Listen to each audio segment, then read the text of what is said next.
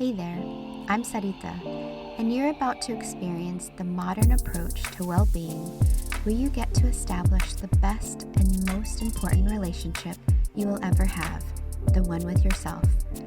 I'm on a mission to help you declutter energy and reclaim your power so you can be a magnet to what you desire. If you're looking for the optimal blend of mindset and healing, you're in the right place. My goal in this podcast is to share tools, resources, and practices that will help you along your healing journey. I'm so excited to be here with you today, so welcome to Back to Here with Sarita. Let's get started.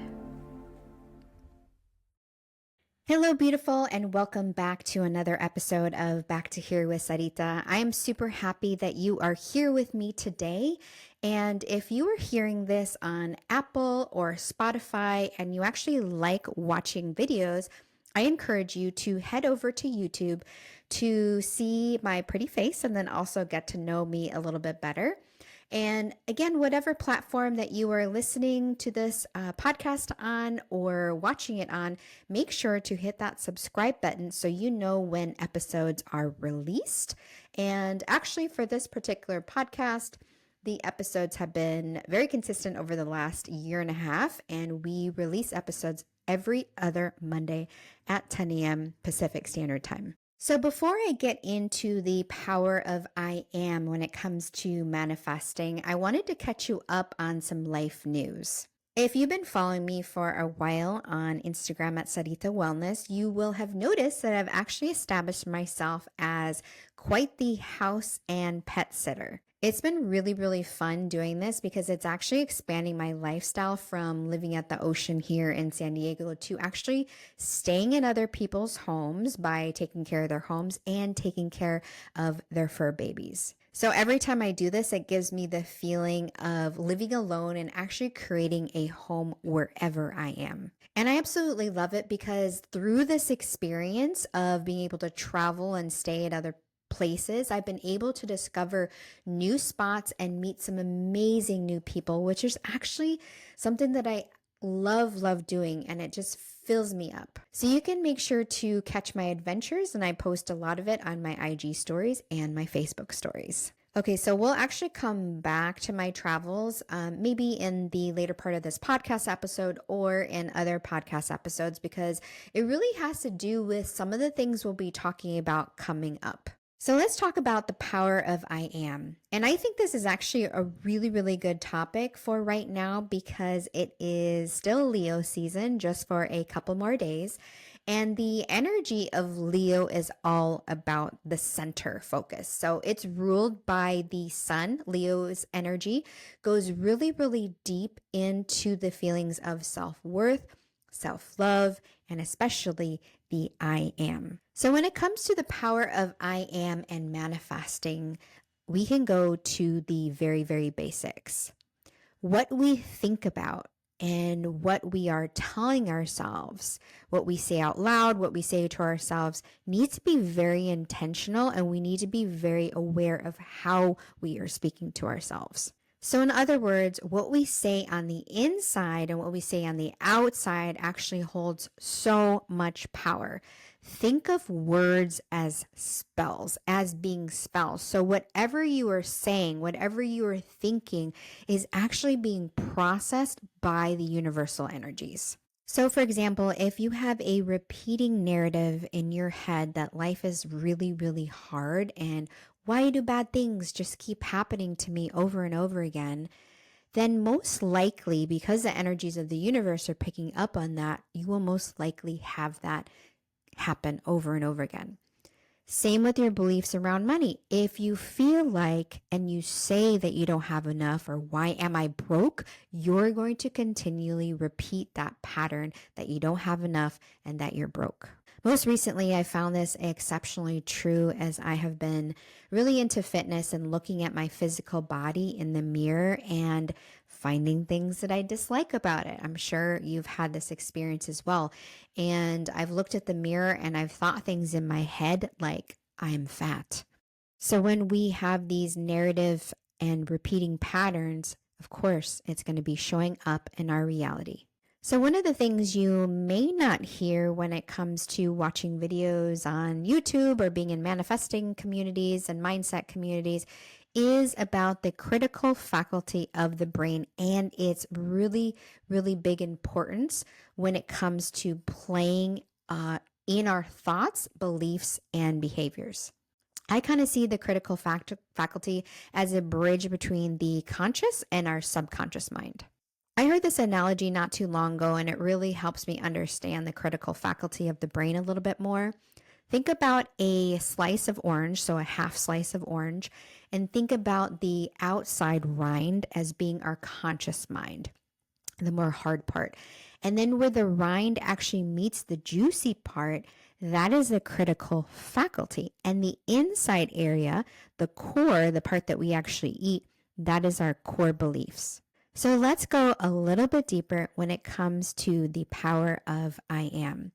Our core belief system, that juicy part, is created from experiences in our childhood as our mind is being developed. So by the time that we are 7, we have gathered enough information that our outside world has literally created a story within our inside world. Our bodies take on 660 million data points per minute. So as we're developing, you can imagine how many seeds are actually being planted in our subconscious from our lived experiences. And the crazy thing about our brain is it is wired to actually be a filtering system.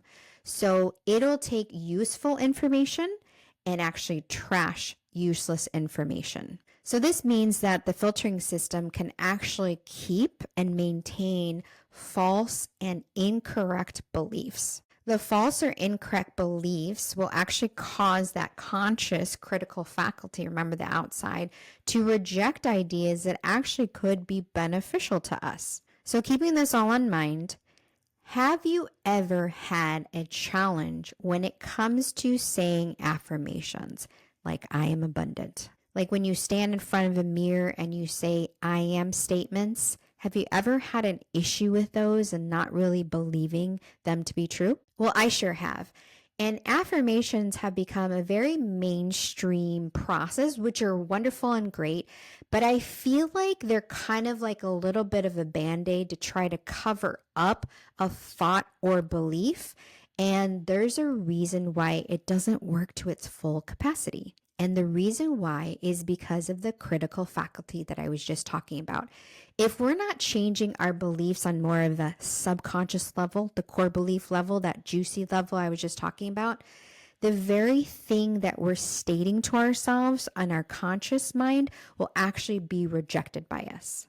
I think where the power of I am comes heavily into play is when we make conscious decisions about something. So basically, it's like the step before the affirmation process, the affirmative statement processes that we say. Think about I am as a declaration in the moment when we actually make a decision, I decide. I think people kind of forget about this really important step because it really comes down to a decision.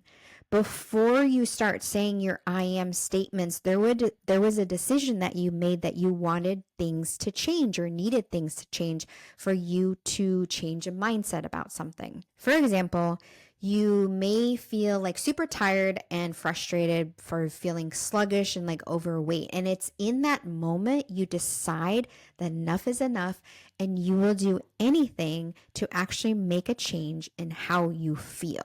And it's in that moment, it's really cool that the trajectory changes in your favor and those universal energies that I'm talking about were actually working completely in your favor to make things happen. So for example, for me, I was living in the story of the scarcity of money and it being a problem over and over again and manifesting the same exact outcome all the time with my money problems. And it was in that moment that I decided to change and I created that I am changing sentence for myself. And this could be literally anything for you. It's that moment, that conscious moment when you decide, when you make a decision, the power of the internal power from within takes over and you choose in that moment, I am, to make that shift. And that comes from the core belief, completely from your inner power. Okay, let's get a little bit more exciting here. Let's tie this into manifestation because I absolutely love talking about everything manifesting. So let's get exciting and tie this into manifestation. And I love talking about everything manifesting. So this is going to be fun. When it comes to intentional manifesting, which means bringing in what we desire, calling in what we desire into our lives, the subconscious, that juicy part, holds a big part in this particular process. That means that the critical faculty is going to be imperative as well. Remember that rind area? That's going to be imperative as well. So if we're wanting to call in something into our life, to attract something into our life, let's say a significant other, there's going to be a lot of unpacking around those core beliefs around what we think a partner is supposed to be. Not to mention, when we do that process, it helps us get a lot more clear in the vision of what we want to create. So what we want to create and what we want to attract is very important. So the question is, how do we actually do this? Well, we create a clear vision by accessing that critical faculty of the brain. And this is actually step 1 in my proven manifestation process. Being able to access the critical faculty of the brain has helped me to manifest a lot of things over and over again. Without accessing the critical faculty of the brain with this first step, unfortunately, it's going to be really challenging or quite challenging to intentionally manifest what we desire because we are actually manifesting from more of a broken subconscious. So essentially, the power of I am when it comes to manifesting can really help us level up, and it can get us from this negative repeating pattern in our subconscious and creating a new pattern. So the critical faculty does play a large part in our ability to manifest. And you found out in this episode, maybe the missing link that's keeping you from actually manifesting the things that you desire. And the critical faculty does play a part in when we are saying our I am statements. So now you know that could be another missing link that could potentially be keeping you from feeling like you are actually accessing that I am statement. The intention of actually accessing the critical faculty is so that you can permeate your core consciousness and bring up what's stuck in the subconscious to consciousness, so then you can actually manifest with a lot more ease. So I talk about the critical faculty and more of this in my less than 15-minute course that I have just created called 3 Steps to Manifest Your Paid For Lifestyle. If you desire to hear more about this 3-step proven intentional manifestation strategy that has literally helped me intentionally manifest things like free gym memberships, amazing love connections, a more toned body, sums of cash, manifesting 2 houses in the matter of 6 months, and so much more. If you want this 3-step fail-proof process, go to saritawellness.com/lifestyle, and from there it'll take you less than 20 minutes to receive and watch the whole thing. I'll make sure to have the link below in the show notes so you can go down there right now and click on it and access this 3-step process right away. I really hope that this episode has been helpful for you in understanding a couple things when it comes to intentional manifestation, the importance of the words that we speak, our critical faculty, and that it's not your fault that the I am statements are not working for you, because there's actually something larger at play that's happening. And by accessing a part of your mind that you may not have potentially known about will actually open up the floodgates for you and your manifestations. And the most important takeaway that I want you to know is that you have the power and agency to decide what you want to do when you stand in your true I am. So thank you so much, love, for being with me today. And as a request, I would love for you to take a screenshot of this episode and share it on your stories, either on Instagram or Facebook, and then make sure to tag me at Sarita Wellness. I love being able to share the power of manifestation with so many people, and that'll help me do that as well. Until next time, and as always, keep being the amazing you that you are. Take care. See you soon. Hey love, thank you so much for tuning in to today's episode. If you adored what you heard, it would mean the world to me if you took a moment to leave a review on the platform you are listening to this episode on.